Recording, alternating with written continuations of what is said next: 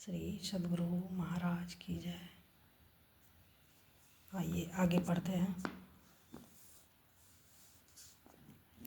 अब आपके आवास के लिए एक इलेक्ट्रिकल जनरेटर विद्युत उत्पादन यंत्र की व्यवस्था हो गई है, लेकिन उसका ज़्यादा उपयोग नहीं किया जाता। मैं लालटेन साफ करके अथवा बाल कर ले आता हूँ और तब आपसे कहता हूँ कि हुजूर अब टहलने के लिए चला जाए। इस पर आप पूछा करते हैं कि लालटेन साफ करके जला लाया? हाँ कहने पर प्रायः प्रतिदिन कहा करते हैं, अच्छा ले चलो टहलने के लिए।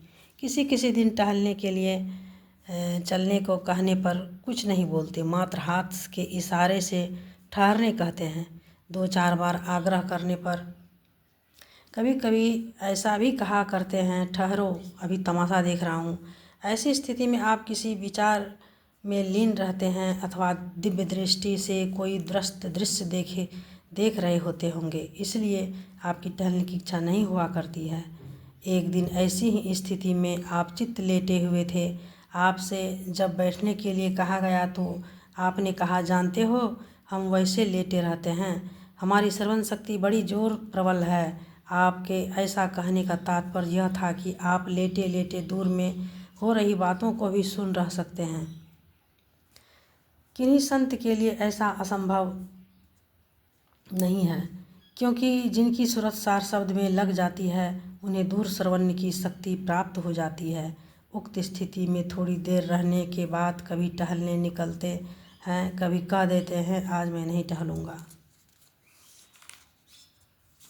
अगला शीर्षक साप्ताहिक सत्संग। प्रति रविवार को अपराह्न काल 3 बजे से 4:30 बजे तक आश्रम में साप्ताहिक सत्संग हुआ करता है। 3 बजे से 5:30 बजे तक आश्रम में साप्ताहिक सत्संग हुआ करता है। इसमें मोहल्ले, भागलपुर नगर एवं अन्य दूरस्थ स्थानों से लगभग 1-1.5 हज़ार सत्संग प्रेमी भाग लेने के लिए आज उठते हैं।